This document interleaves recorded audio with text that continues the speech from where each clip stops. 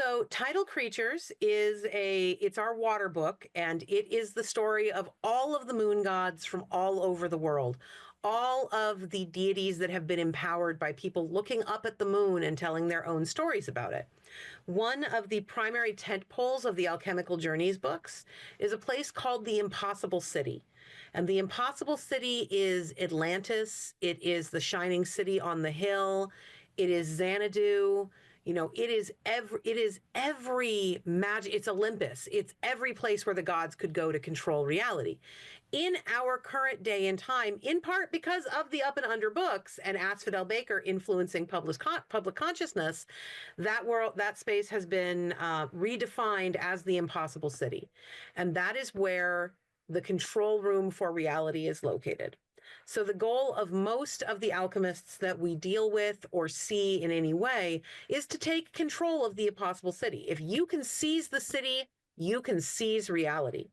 Not many people from our world can go there, but the moon gods do, because the Impossible City is a real physical place with real physical rules. Every night, one of the moon gods is on deck, on duty, and they will go through a door into a place they call the Everywhere. And through the Everywhere, they can access the Impossible City to sail across its sky as the moon for the night. And then they come back to our world. And that keeps the moon gods relevant enough that they don't fade like a lot of the other deities have done. And it helps keep the Impossible City anchored to something material and real. And that's very important. In Tidal Creatures, the alchemists move against the moon gods to try to take the Impossible City. It does not end well for everyone involved, but we get to see a lot of moon gods from a lot of different cultures, and we get to deal with some of the characters that we first met in Middlegame who are still around causing problems. The Alchemical Journeys series is centered around the 5 classic alchemical elements.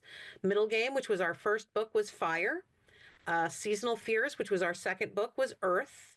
Tidal Creatures is water, obviously.